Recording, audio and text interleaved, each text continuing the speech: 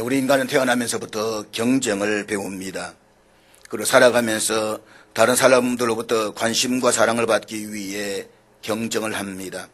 사람들로부터 인정을 받기 위해서 끝없이 경쟁을 합니다. 사람들 속에서 어떤 찬사를 받으려고 무한 경쟁을 합니다. 그런데 경쟁이라고 하는 것은 마치 마약과 같은 것입니다. 다른 사람들보다 더 많은 관심과 찬사를 받기 위해서 마치 마약 중독처럼 중독되어서 밤낮 없이 경쟁을 합니다. 그렇지만 경쟁의 욕구에 자유하지 못하는 사람은 결국 모든 것을 다 잃어버립니다. 마지막에는 자신조차도 잃어버리게 된다는 것입니다. 사랑하는 여러분, 우리가 세상 사람들로부터 인정을 받고 사랑을 받는 것보다 훨씬 더 중요한 것이 있다는 사실을 잊지 마십시오. 그것은 하나님의 사랑을 받는 것입니다. 하나님으로부터 인정을 받는 것입니다. 그렇습니다. 모든 육체는 불과 같고 그 모든 영광은 불의 꽃과 같아서 풀은 마르고 꽃은 떨어집니다. 세상의 것들이 아무리 아름답다라고 해도 들꽃처럼 시들어버릴 것입니다. 그래서 전도서 기자는 세상의 것은 다 헛되고 헛된 것이라고 했습니다. 그러므로 영원하신 하나님의 사랑을 받으십시오. 영원하신 창조주 하나님의 인정을 받으십시오. 그것이 이 땅에서의 삶이 아니라 저 영원한 나라를 바라보며 살아가는 믿음의 사람들이 가져야 할 바른 자세인 것입니다. 그리고 그것이 궁극적으로 내가 잘 되고 내 자녀가 잘 되고 내 가정이 잘 되는 길입니다. 중요한 것은 자신과의 싸움이요 자신과의 경쟁입니다. 나 자신의 어제와 경쟁을 합니다. 나 자신의 과거와 경쟁을 합니다. 그러나 그 경쟁이라고 하는 것이 다른 사람들보다 더 우월해지기 위한 어떤 것이 아니라 자신의 내면의 성숙함을 위한 경쟁이어야만 합니다. 지금의 내 인격이 어제의 인격보다 좀 더 성숙해졌는가? 지금의 내 사고가 어제의 사고보다 좀 더 성장했는가? 내 말씨가 지난주보다 좀 더 아름다워졌는가? 비록 우리의 겉모습은 지난주보다 조금 시들어졌는지는 모르겠지만 우리의 속사람은 하나님의 능력으로 좀 더 새로워졌는가? 한번 저 사람 한번 보시길 바랍니다. 좀 더 새로워졌는지, 겉모습이 반질한지. 사랑하는 여러분, 진실한 인간의 경쟁이라고 하는 것은 자기 자신과의 경쟁처럼 아름다운 것이 어디에 있을까요? 그러므로 경쟁하십시오. 더 아름답고 성숙한 자신을 만들기 위해서 경쟁하십시오. 더 풍요롭고 자기 내면의 평화를 위해서 경쟁하십시오. 더 깊고 더 높은 영혼의 건강을 위해서 경쟁하십시오. 그리하여서 나에게 생명을 주시고 나를 구원하신 하나님을 예배하고 다만 그분을 온전히 섬기는 일에 경쟁하십시오. 그것이 우리가 하나님을 기쁘시게 하며 살아가는 삶의 자세인 것입니다. 하나님 그 모습을 기뻐하십니다. 그 사람을 기뻐하십니다. 그리고 하나님 그 모습을 보시고 이렇게 말씀하실 것입니다. 보시기에 심히 좋았더라. 사랑하는 여러분, 우리가 살아가는 인생이라고 하는 것이 내가 원하는 대로만 되는 것은 아닙니다. 어쩌면 지금까지 살아온 우리의 인생은 내가 원했던 것보다는 원하지 않은 것들이 훨씬 더 많았을는지도 모릅니다. 분명히 인생길에는 우리가 인정을 하든 하지 않든 그런 것과는 상관없이 펼쳐지는 일들이 무수히 많이 있습니다. 이 땅에 태어나서 이 땅을 떠나기까지 자신의 의지와는 무관한 방향으로 전개되어지는 일들이 너무 많이 있습니다.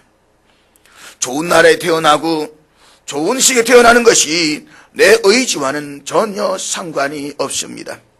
좋은 가정에 태어나고 좋은 재능을 가지고 태어나는 것도 내 의지와는 상관이 없습니다. 더구나 우리 모두는 순탄한 인생을 살아가기를 소원하지만 시편 기자의 고백처럼 모든 역경을 만나서 눈물이 자신의 음식이 될 때도 없지 않아 있습니다. 나는 전혀 그와 같은 상황을 바라지 않았음에도 불구하고 어느 한순간 내 삶의 자리에서 펼쳐지는 환난과 시련이 내 믿음까지 흔들어 버릴 때도 없지 않아 있습니다. 그것이 오늘 본문에서 보게 되는 히스기야 왕의 이야기입니다. 우리가 성경을 읽어보면 히스기야 왕은 성경에서 보기 드물게 가장 선정을 베풀고 국민들로부터 사랑을 받았던 왕이었습니다. 열왕기하 18장 1절에서 8절까지 쭉 읽어보게 되면 히스기야를 이렇게 소개하고 있습니다. 3절에서 여호와께 보시기에 정직하게 행했던 왕이라고 했고, 4절에서는 우상들을 제거했던 왕, 5절에서는 여호와를 의지했던 왕이라고 했습니다. 그런가 하면 6절에서는 여호와의 계명을 지킨 왕이라고 하면서 그에 대해서 더할 수 없이 놀라운 찬사를 하고 있는 아주 훌륭한 왕이었습니다. 이쯤 되면 우리는 이렇게 생각을 하게 될는지도 모르겠습니다. 그가 이처럼 하나님을 신뢰하고 정직한 삶을 살았으니까 하나님께서 그의 삶의 모든 것을 책임져 주셨을 것이다. 그리고 하나님은 선자를 보내서 그에게 축복의 복의 말씀을 선포해 주셨을는지도 모르겠다. 그런데 오늘 본문 1절의 말씀은 이렇게 시작이 되고 있습니다. 그때에 히스기야가 병들어 죽게 되니, 지금 히스기야 왕은 병들어 눕게 되었습니다. 그리고 그때 이사야 선지자가 왕의 병석에 찾아와서 왕에게 전달했던 메시지가 바로 오늘 본문의 말씀입니다. 오늘 본문 1절이 어떻게 시작되면 한번 같이 보시기를 바랍니다. 본문 1절 말씀 우리 다 같이 읽겠습니다. 같이 읽습니다. 시작. 수많은 우상들을 제거하며 하나님 앞에서 정직하게 살아왔던 히스기야였습니다. 하나님의 계명을 온전히 지키면서 하나님만을 의지했던 히스기야였습니다. 다윗 대대로 이만큼 훌륭한 왕이 어디에 있었을까? 그런 그가 자신을 찾아온 이사야 선지자로부터 아주 기분 나쁜 소식을 듣게 됩니다. 내가 하는 일과 집안일을 다 정리해라. 이제 너는 죽을 것이다. 낫지 못할 것이다.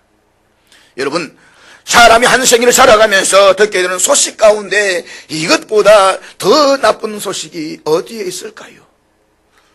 얼마나 기분 나쁜 소식입니까?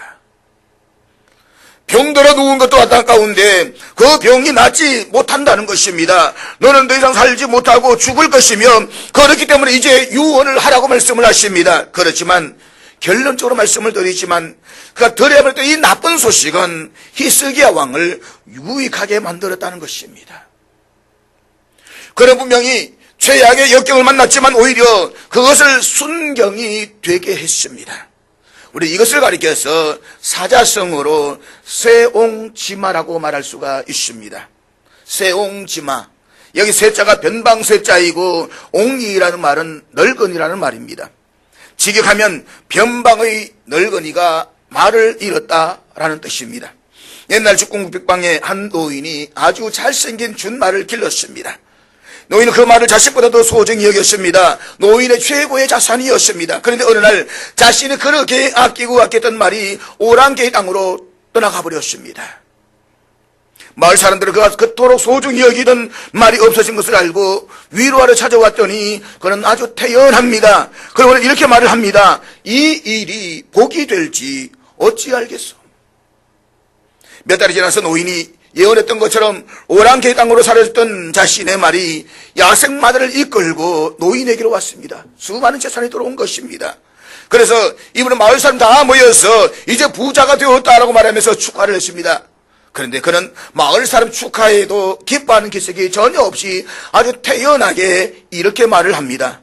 이것이 화가 될는지 어찌 알겠소. 그런데 얼마 지나지 않아서 그 집 아들이 새로 들어온 이 말을 타고 신나게 놀다가 그만 말에 떨어져서 다리를 크게 부러뜨렸습니다. 장애 1급에 아주 심각한 상황을 맞았습니다. 마을 사람들이 이 소식을 듣고 너무 안타까워 찾아와서 위로를 합니다. 그랬더니 노인은 아주 태연하게 이렇게 말을 합니다. 이것이 복이 될는지 어찌 알겠소. 몇 달 후에 북쪽의 오랑캐가 쳐들어왔습니다. 전쟁이 일어났습니다. 때문에 모든 청년들이 다 전쟁터로 나가서 죽었습니다. 그런데 이 늙은이의 아들만은 다리를 절고 있었기 때문에 전쟁터에 나가지 않고 살아남을 수가 있었습니다. 그래서 생긴 말이 세옹지마라는 말입니다. 인생에서 화와 복은 알 수가 없으니 매사에 일이 일비하지 말라는 말입니다. 조금 잘 되었다가도 기쁘고 웃고 조금 못 되었다가 울고 불고 하지 말라 이 말씀인 것입니다.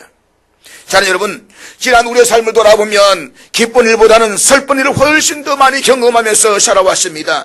때로는 건강하기보다는 아파하는 세월을 보내오기도 했습니다. 혹은 실패와 좌절의 시간들을 살아오기도 했습니다. 그러면서 우리는 또 다른 내일을 기대하면서 살아갑니다. 그런가 하면 가뭄 만난 것처럼 목말라 하며 눈물이 나의 음식이 되어버린 오늘의 이 역경을 딛고 일어나 승리하는 삶을 살아가는 사람도 있습니다. 그렇다면 여러분, 우리가 이렇게 승리하는 삶을 살아가기 위해서는 어떻게 해야 할까요? 우리 이 질문에 대한 답변을 위해서 오늘 히스기야 왕이 겪었던 질병, 그에게 다가왔던 사망의 엄침한 그림자, 그래 이것을 넘어서서 어떻게 이 절망을 이겨낼 수 있었는가를 함께 생각해 보려고 하는 것입니다.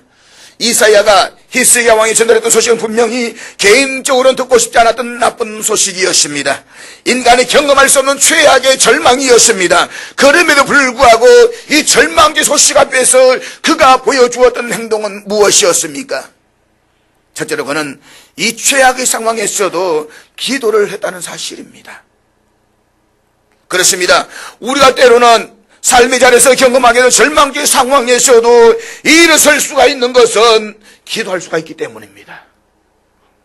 그것이 최악의 상황에서도 낙심하지 않고 히스기야 왕이 보여주었던 첫 번째 반응이었습니다. 본문 2절과 3절 말씀 우리 한번 같이 보도록 하겠습니다. 2절 3절 다 같이 읽습니다. 시작. 보십시오. 자신의 전달되었던 이 나쁜 소식을 듣고 히스기야 왕이 보여준 첫 번째 반응은 무엇이었습니까? 기도였습니다. 일반적으로 우리가 이런 상황에 처하게 됐을 때에 보일 수 있는 당연한 첫 번째 반응은 아마도 질문일 것입니다. 나에게 왜 이런 일이 생기는 것입니까? 아니면 항의일 것입니다. 어떻게 그럴 수가 있습니까? 제가 지금까지 살아오면서 주 앞에 서서 전심과 진심으로 선하게 행하려고 했은 것을 하나님께서도 아시는데 어찌하여 나에게 우리 집에 이런 시련을 주십니까? 왜? 그때 히스기야 왕의 나이는 39살에 불과했습니다. 39이라고 말한다면 인생에서 전성기가 되는 것입니다. 백성들의 사랑을 받으면서 자신의 꿈을 마음껏 펼쳐야 할 나이입니다. 인생의 전성기에서 이렇게 내 인생을 끝내야 한다는 말입니까? 그렇지만 히스기야는 그와 같은 부질없는 질문이나 항의를 선택하지 않았습니다. 오히려 그는 전심을 다해서 하나님 앞에 기도하는 것을 선택합니다. 오늘 본문에 보니까 얼굴을 벽으로 향하고 기도를 했다라고 했습니다. 왜 하필이면 벽을 향했을까요? 지금 자신이 처해 있는 상황이 벽에 부딪힌, 그래서 나갈 곳이 없는 그런 절망의 상황이어서 벽을 향했을까요? 혹은 벽 저 건너편에 서 계시는 보이지 않는 하나님을 향해서 그는 그렇게 썼을까요? 어쨌든 벽을 향하고 서 있었던 히스기야, 그는 다른 모든 관심을 차단하고 오직 벽 앞에서 전심전력을 다해서 기도하기를 시작합니다. 그는 세상적으로 이해할 수 있는 모든 것들을 던지고 이 벽 앞에서 기도에 집중할 수 있는 장소를 얻었음에 틀림이 없습니다. 거기서는 이제 마음을 다해서 하나님을 기도하기 시작을 했다는 것입니다. 오늘 본문 3절 말씀은 그가 심히 통곡하며 기도했다라고 증거하고 있습니다. 정말 통곡할 수밖에 없는 심정이었을 것입니다. 나라는 한 인간의 존재의 종말, 죽음 앞에 서 있는 히스기야. 사랑 여러분, 그럼에도 불구하고 그가 기도할 수 있다는 사실은 특권이 아닙니까? 그가 기도하지 못했다면 어떻게 했을까요? 기도를 몰랐더라면 어떻게 되었을까요? 그래서 저거는 또 그는 기도할 수가 있었다는 것입니다. 그렇습니다. 우리가 절망 가운데 있을지라도 전능하신 앞에 나와서 기도할 수 있다는 사실을 사랑하는 여러분 잊어버리지 마십시오. 그리고 그분은 우리의 기도를 결코 외면하지 않으실 것입니다. 이럴 때 요즘 최근 많이 부르는 복음송가 가운데 생각나는 노래가 있습니다. 부르시는 곳에서 나는 예배하리. 어떤 상황에도 나는 예배하리. 저는 이 가사를 이렇게 바꾸어서 부르고 싶습니다. 부르시는 곳에서 나는 기도하리. 어떤 상황에도 나는 기도하리. 부르신 곳에서 나는 노래하네. 어떤 상황에도 나는 예배하네. 부르신 곳에서 나는 기도하네. 어떤 상황에도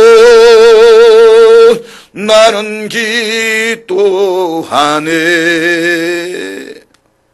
이 가스펠에서 이어지는 가사에서 그가 예배했더니 기도했더니 이런 놀라운 결과를 이렇게 노래하고 있습니다. 내가 걸어갈 때에 내 길이 되고 살아갈 때 삶이 되는 그곳에서 나는 예배하네. 나는 기도하네.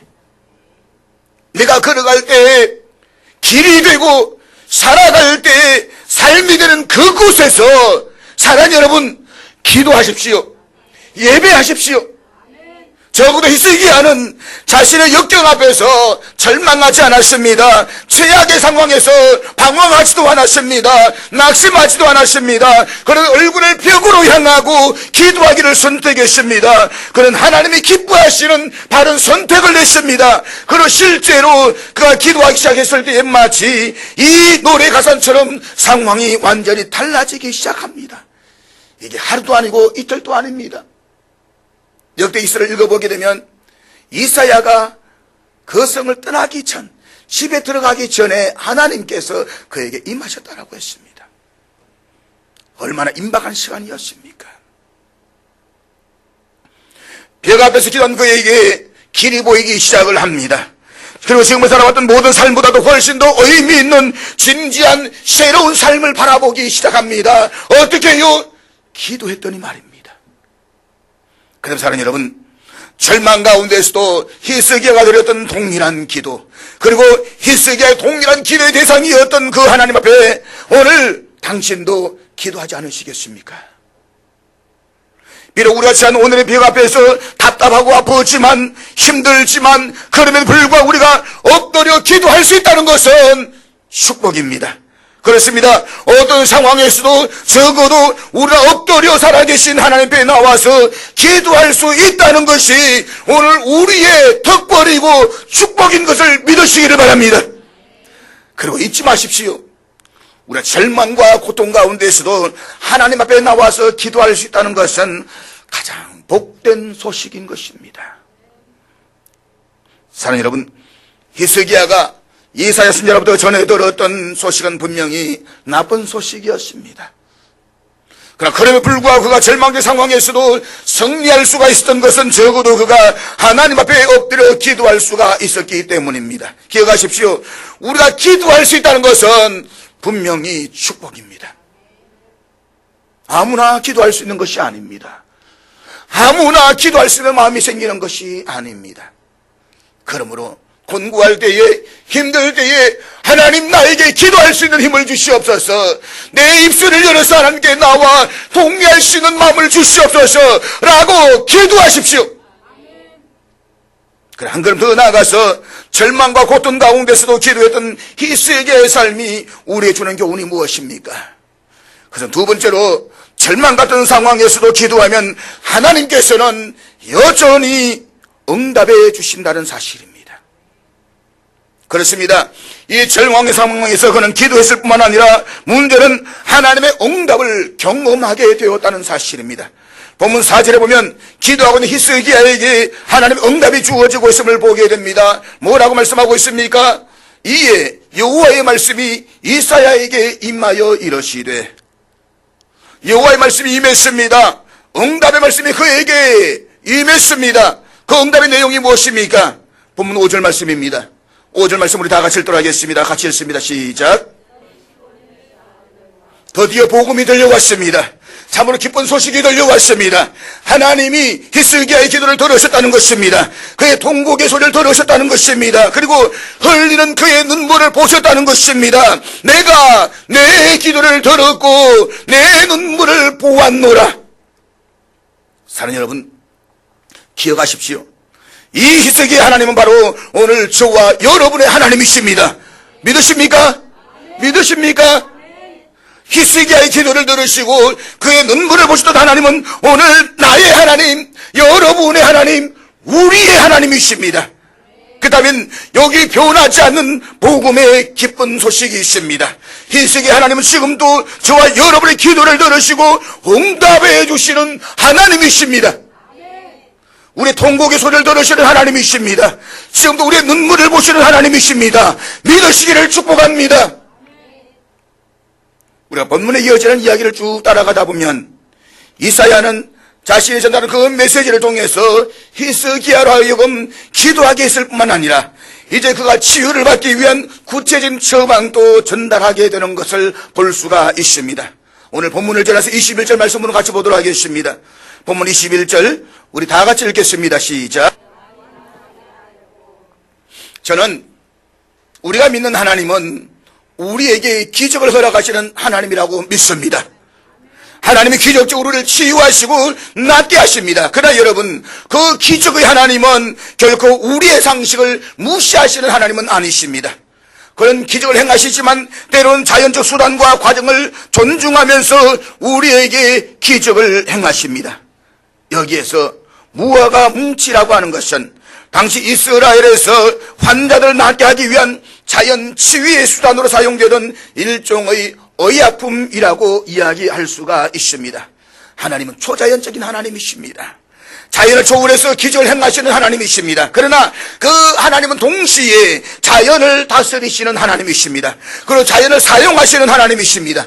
하나님은 초자연과 자연을 함께 다스리시며 기적과 상식으로 우리에게 간섭하시고 개입하십니다. 그래서 우리가 기적을 믿는 것이 참으로 중요합니다. 기억하십시오. 우리를 위해서 행하시는 하나님의 기적은 지금도 일어나고 있습니다. 그 기적을 믿으십시오. 그러나 우리가 기적을 믿는 것도 중요하지만 상식을 저버리면 우리의 신앙은 미신으로 전락할 수가 있습니다. 반대로 우리가 상식을 신뢰하면서 자연을 초월한 기적을 믿지 못한다면 우리의 삶은 때때로 상식의 벽 앞에 부딪혀서 거기에서 절망해 버릴 수도 있습니다. 그러므로 상식과 기적을 함께 믿는다는 것이 필요합니다. 자연과 초자연을 다스리시는 하나님을 신뢰한다면 이제 전능하신 하나님의 기적을 바라보면서 하나님의 말씀에 따라 지극히 상식적인 삶의 현장에 설 수 있는 저와 여러분 될 수 있기를 축복합니다. 히스기야는 그런 하나님을 믿었습니다. 그는 기적의 하나님을 믿었고 상식의 하나님을 믿었습니다. 그리고 그는 하나님께서 말씀하신 그대로 한 뭉치의 무화과를 가져다가 상처에 붙였습니다. 그리고 그는 마침내 치유를 경험하게 됩니다. 기억하십시오. 그 하나님이 오늘 저와 여러분의 하나님이십니다. 우리 하나님이십니다. 그 하나님을 신뢰하십시오. 그 하나님에 나와서 겸손하게 엎드려 기도하십시오. 그리고 그가 베푸실 놀라운 은혜의 기적을 기대하십시오. 사랑하는 여러분, 히스기야가 절망의 상황에서도 일할 수 있었던 비밀은 그가 먼저 하나님 앞에 나와서 기도할 수가 있었다는 사실입니다. 그럼 우리도 상황이 아무리 나빠도 거기에서 기도할 수가 있어야만 합니다.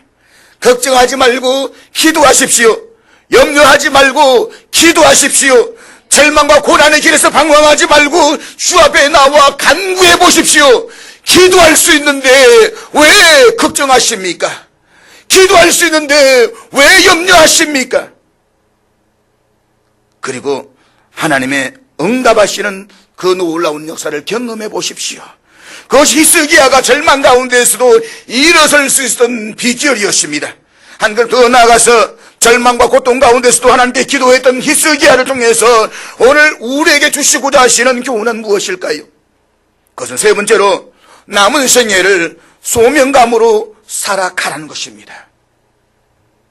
히스기야는 자신의 절박한 기도를 통해서 자신의 생명의 연장을 받았습니다. 몇 년입니까? 15년입니다. 불치의 병으로 죽음 앞에 선 사람들이 가장 많이 하는 말들이 있습니다.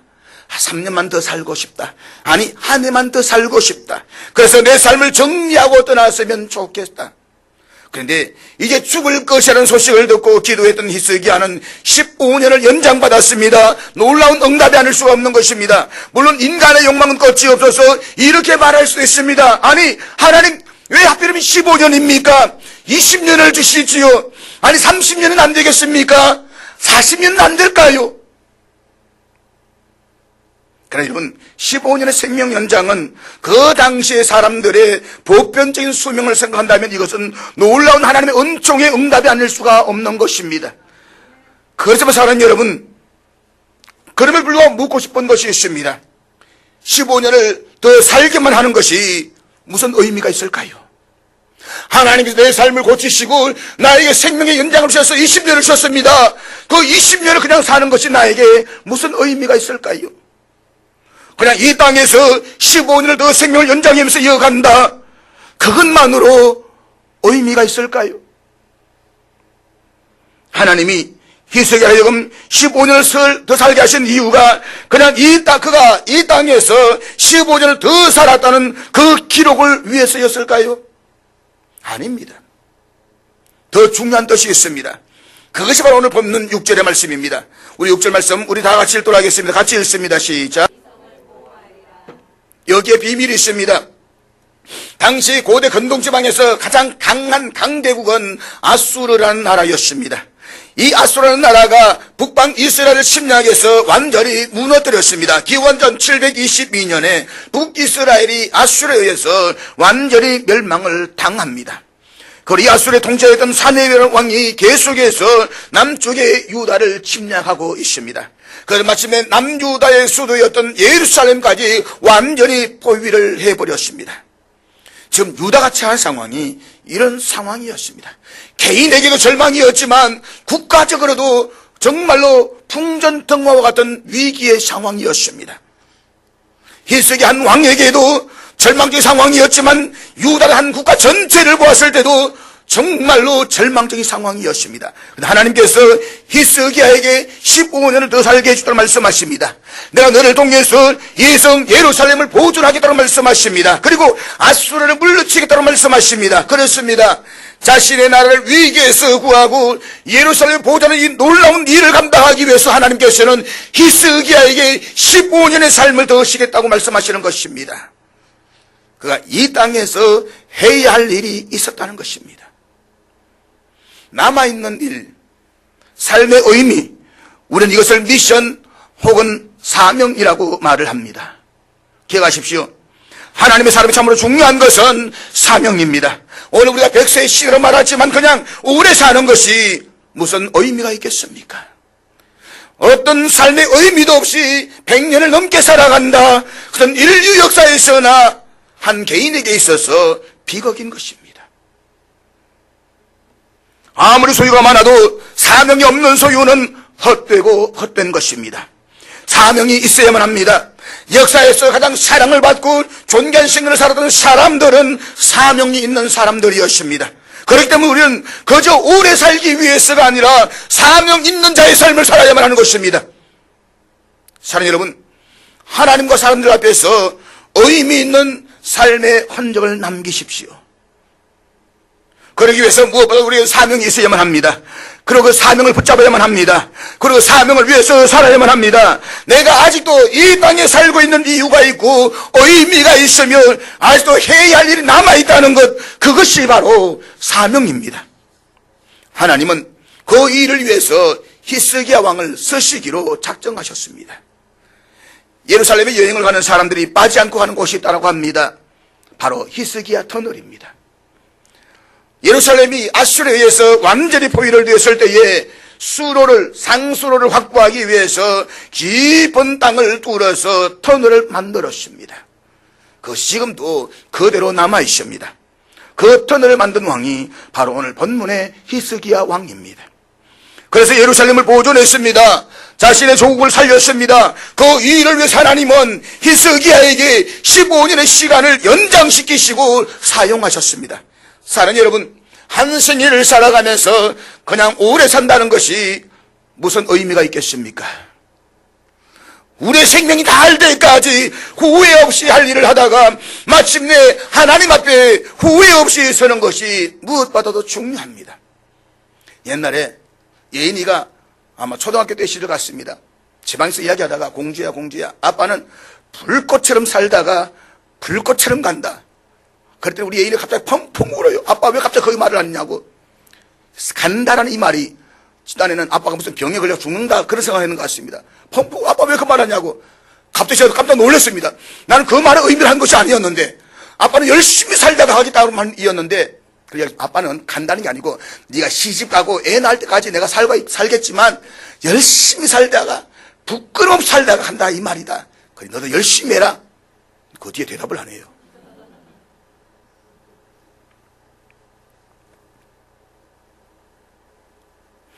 정말 우리가 후회 없이 내게 주신 사명을 붙잡고 뜨겁게 살아갈 때에 하나님은 그 삶을 기뻐하실 것입니다. 그러므로 신실한 성도의 삶을 소망하는 사람들에게 하나님께서는 사명의 인생을 허락해 주신다는 사실을 믿으시기를 바랍니다.